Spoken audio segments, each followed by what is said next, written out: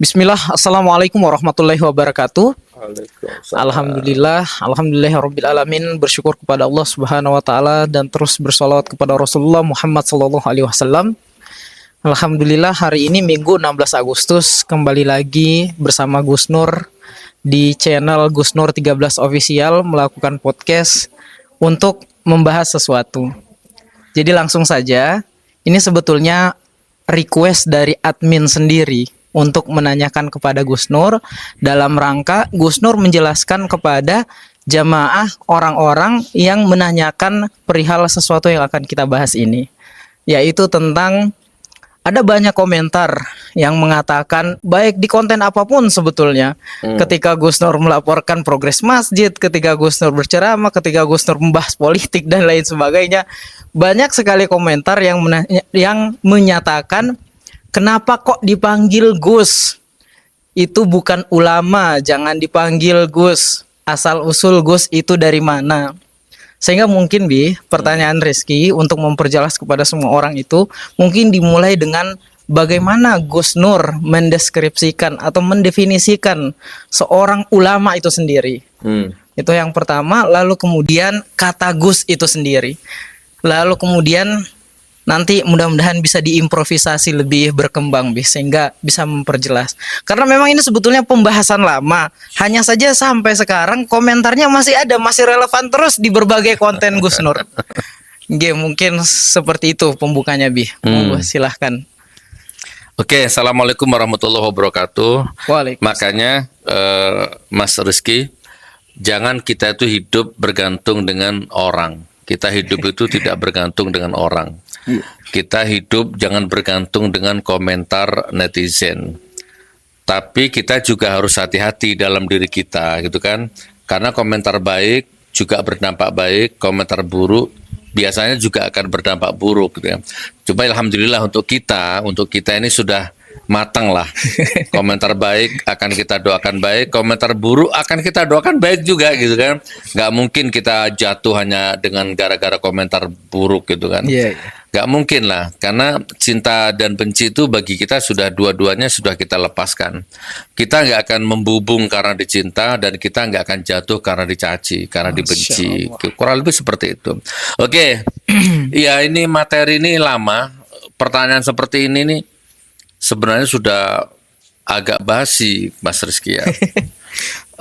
Begini, sebenarnya saya nggak bermaksud menyalahkan Jokowi, enggak ya. Ini nggak ada hubungannya sama rezim Jokowi, walaupun juga ada hubungannya. Sebenarnya sebelum rezim Jokowi lahir, mulai dari Pak Harto ya, Pak Harto saya belum jadi pendakwah.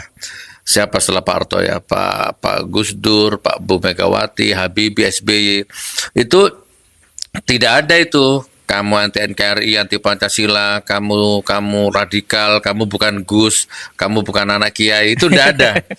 Ya kan? Dari situ ketemu titik terurainya benang merahnya. Jadi sebelum ada rezim Jokowi itu nggak ada. Saya ceramah dari tahun 98, mulai dari dakwah dalam kubur. Nah, setelah ada rezim Jokowi ini, baru muncul idiom-idiom, muncul paradigma-paradigma, insinuasi, kamu radikal, kamu intoleran, kamu anti Pancasila, kamu bukan Gus, kamu bukan ulama, kamu bukan kiai. Itu munculnya di rezim Jokowi ini. Iya, benar. Jadi revolusi mentalnya rezim Jokowi itu berhasil mengadu domba umat itu. Itu poin pertama ya. Oke, poin yang kedua, seburuk-buruk manusia adalah orang yang selalu hidupnya itu butuh pengakuan. Itu sehina-hinanya manusia, seburuk-buruknya manusia itu kalau dia gila hormat, gila pengakuan, aku kiai, aku Gus, aku ulama. Itu seburuk-buruk manusia, selemah-lemah manusia. Apalagi di samping verbal, non-verbal, ya di samping kata-kata, tindakan, gestur tubuh. Aku kiai, aku ulama. Selalu membumbungkan dada ya? Aku Gus. Itu mulutnya. Verbalnya. Ada yang body language-nya juga sorban. Ya kan, rangkap tujuh, ya kan. Coba aksesorisnya dilengkapi. Walaupun bukan hari besar Islam, walaupun nggak ngisi pengajian, hari-hari itu dia membranding dirinya itu harus bersorban, harus bahkan pegang tongkat. Iya, iya. Saya mohon maaf ya, saya tidak menyalahkan yang pegang tongkat. Kan saya juga bisa pegang tongkat sebenarnya kalau saya mau ya. Cuman kan saya belum setruk. Dan naudzubillah jangan sampai saya setruk gitu kan. Lu masih sehat gini, masa megang tongkat? Ya kan? Tapi itu kan jatuhnya aksesoris gitu kan.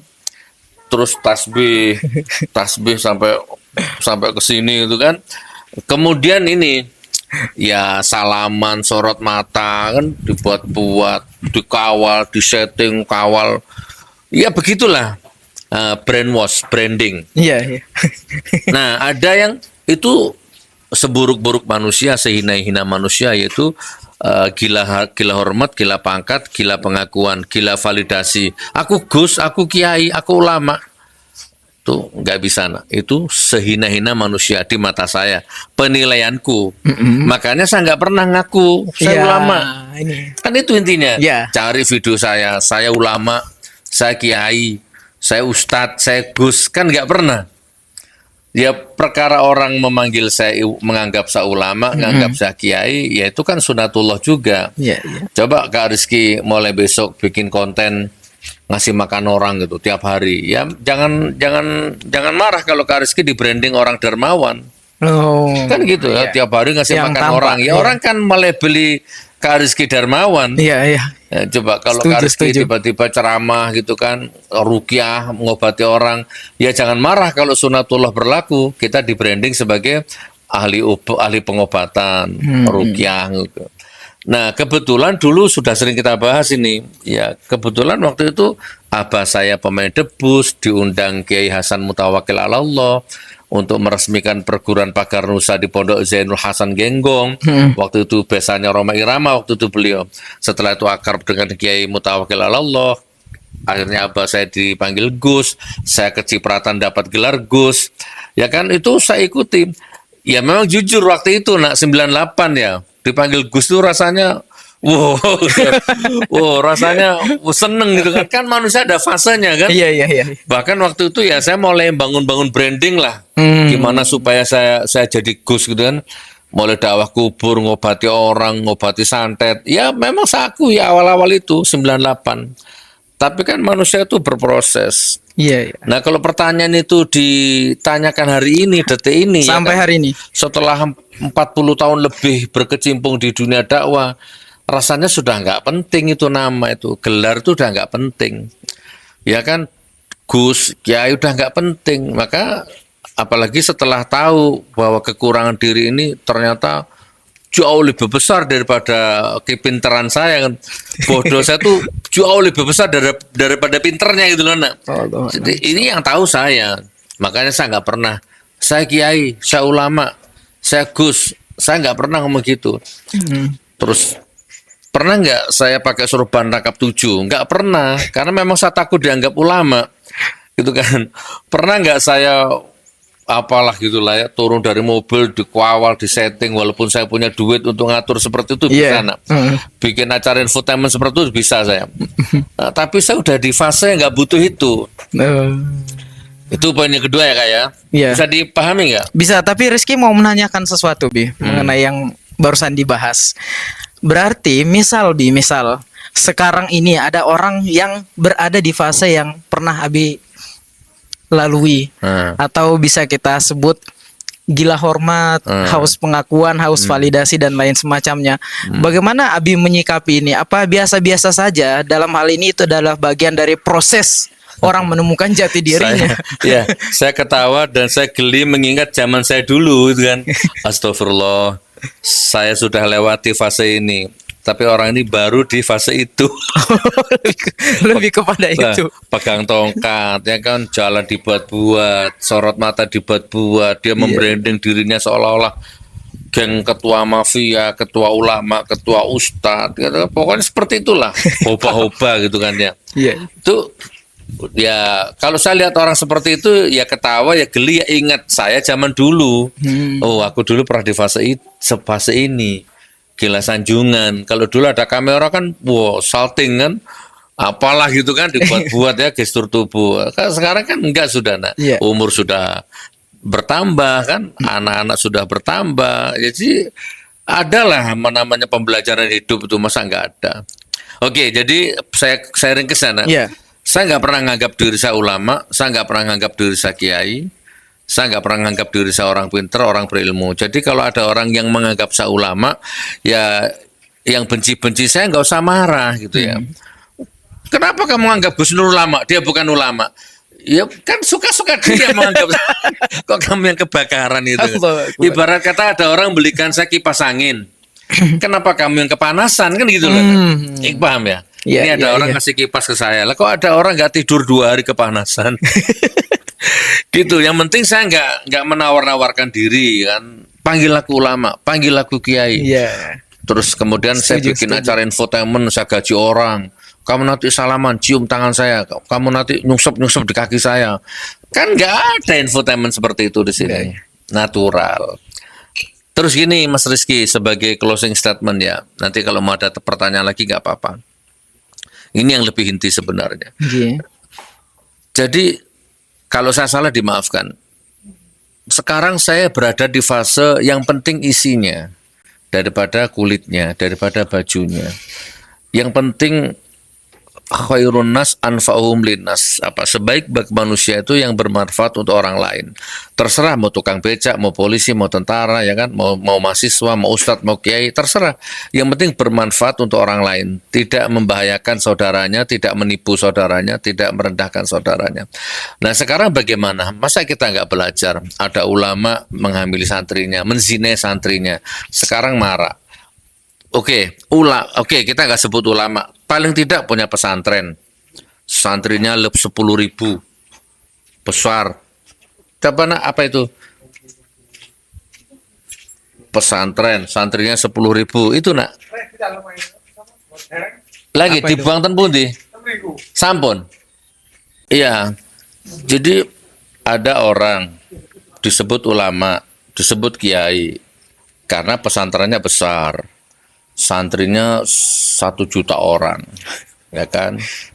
Cabangnya di mana-mana. Iya. Tapi masih mempraktekkan riba. Hmm. Contoh. Jadi gimana? Apa itu ulama? Ya wallahualam. Masih praktek riba, masih praktek menzinai santrinya. Ya kan? Santrinya dizinai sampai hamil. Bahkan di dalam pesantrennya itu masih berlaku sodomi. Kan banyak, ini kan bukan fitnah, bukan hoax. Ini nyata, dalam dunia pesantren itu ada seperti ini. Bahkan saya nggak sebut namanya ya, di Malang kan ada hamba Allah yang dulunya normal, laki-laki jantan, laki-laki tulen, dipondokkan sama orang tuanya. Mondoklah di salah satu pondok pesantren di kota Malang. Apa yang terjadi? Sekarang anak ini menjadi, kalau bahasanya itu boti ya.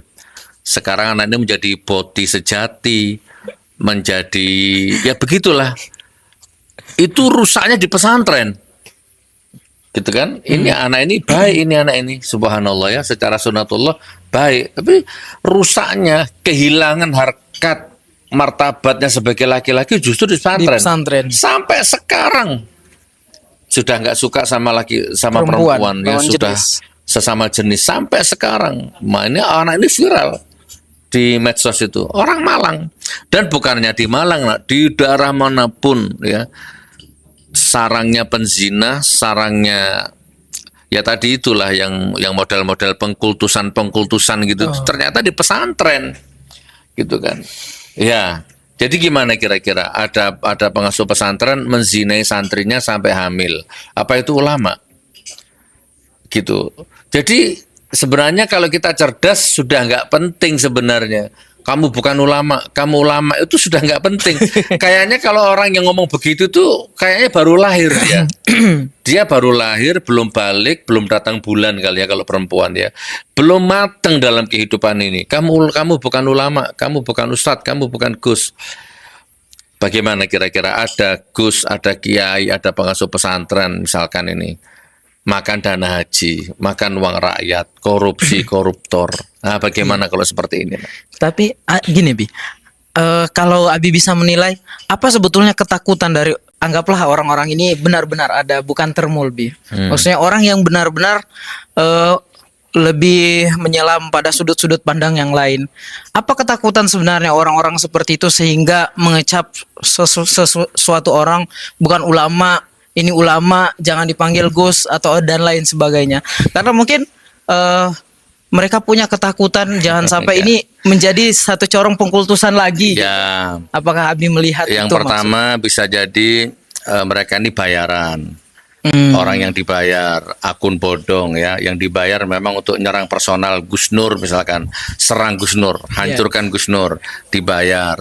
Bisa jadi karena orang ini terlalu fanatik buta sama kiainya, fanatik buta sama Jokowi misalkan ya, fanatik buta sama Prabowo gitu kan, sehingga nggak nerima kritikan-kritikan saya kepada penguasa. Oke. Akhirnya dia serang personal, bukan kiai Gus, bukan anak kiai, bukan ulama.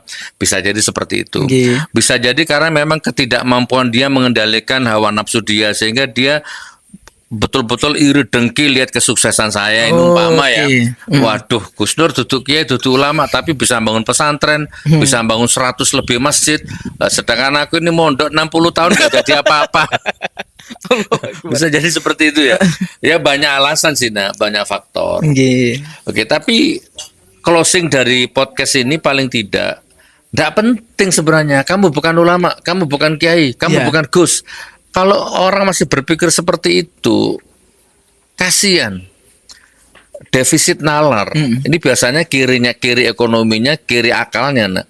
Ya sudah 2026, sudah milenium, sudah canggih seperti ini peradaban, masih berpikir cover. Masih mempersoalkan Masih yang gitu ya. mempersoalkan yang remeh-temeh gitu kan.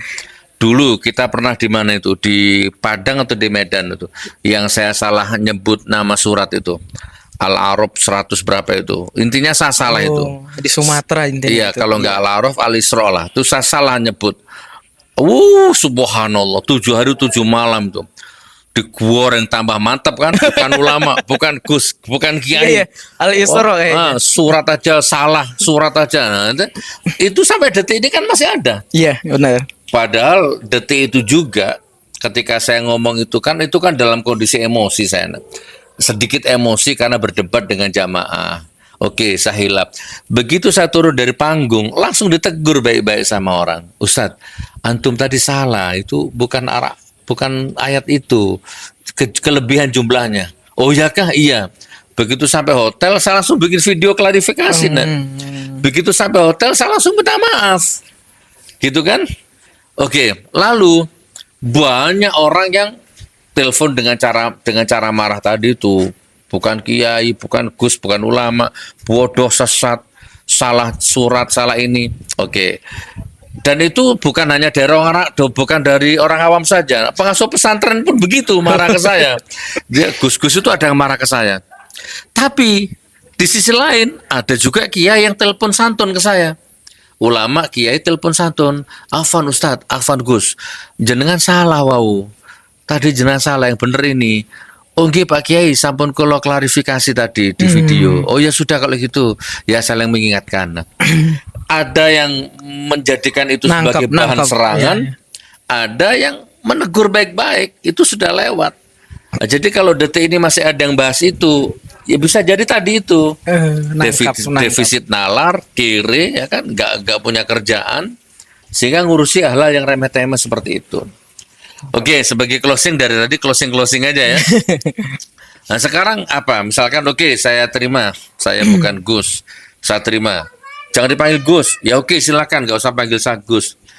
Kan nggak bisa, nak. Bisa nggak Mas Rizky merubah sejarah, atau kira-kira punya nggak formula atau resep Mas Rizky bagaimana supaya orang nggak manggil saya Gus?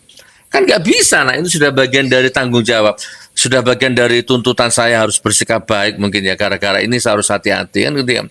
Bagaimana kira-kira saya harus menghapus ini? Panggil aja Cak. Saya pernah bikin buku autobiografi itu, tak tulis autobiografi Cak Nur, bukan Gus Nur ya. Tapi tetap aja Gus gak berubah. Ada yang manggil Cak. Tapi paling tidak, ya izin kalau saya tidak bermaksud ujub ya, paling tidak saya punya pesantren 3 lantai, ya kan, 350 santri, kita gratiskan Mas Rizky saksi sejarah. gratis tanpa subsidi silang kita biayai. Dan luar biasanya pesantren itu ketika kena tsunami, Palu diguncang gempa, sekitar pesantren luluh lantah. Ini kan bukan berita bohong ini. Bahkan ada hotel Westbestern di belakang belakang pesantren itu luluh lantah lobinya itu kan. Di sekitar Jalan Zebra itu retak-retak temboknya orang itu. Ternyata pesantren saya aman, bersih, gak kotor, dijaga sama Allah. Ya bahkan jadi posko relawan. Iya, benar. Apalagi nak, terus kita sudah bangun masjid, hampir 100 masjid, Ujung Kulon, Manado, Mamuju, Palu termasuk Cirebon, Sulawesi Tengah. Palu 10 masjid, ya kan di Cirebon, Bandung, Jakarta, di mana ada bencana kita ke sana bangun masjid, ya kan saya dan jamaah. Ini Gus palsu nih, oke lah, yang penting sudah bangun masjid, nggak nyolong dana haji, nggak nyolong APBN, kan begitu cara memahaminya sebenarnya. Nah, detik ini alhamdulillah saya persembahkan Masjid Cahaya Surga 13 untuk umat 24 jam. Masya Allah. Nah, seperti itu kurang lebih Karsi. Cukup. Alhamdulillah. Tapi sudah dipahami belum? Tangkap Ya. Sudah. Selanjutnya agar lebih bijak lagi nih. Ya sudah, nggak usah dipanggil Gus kalau nggak mau manggil Gus. Ya tapi jangan larang orang untuk manggil saya Gus, kan kasihan kalau hidupmu begitu. Ya. Kalau kamu nggak mau nganggap aku ulama, sudah. Jangan anggap aku ulama. Tapi kamu berdamailah dengan dirimu, jangan marah kalau ada orang yang nganggap saya ulama. Kalau kamu marah dengan situasi seperti itu, hancur hidupmu, kan kasihan nak. Oke nak, Setuju. tutup. Yang tutup Abi. Oh ya sudah, saya tutup ya. Insya Allah saya hanyalah setitik debunya Allah. Dengan PD saya menganggap aku ini debunya Allah. Padahal belum tentu Allah mau menganggap aku sebagai debunya. Gitu ya. Jadi aku bukan ulama, aku bukan kiai, aku bukan ustadz. Aku hanya setitik debu yang berharap oleh Allah disemayamkan di tengah ruang yang manapun. Pasrah. Mudah-mudahan ruang masjid, ruang kajian, bukan di ruang lokalisasi, bukan di ruang mesum, bukan di ruang maksiat. Ya Allah, jadikan aku setitik debumu yang selalu Engkau semayamkan di tengah ruang yang penuh dengan ilmu, penuh dengan manfaat. Amin. Assalamualaikum warahmatullahi wabarakatuh. Waalaikumsalam warahmatullahi wabarakatuh.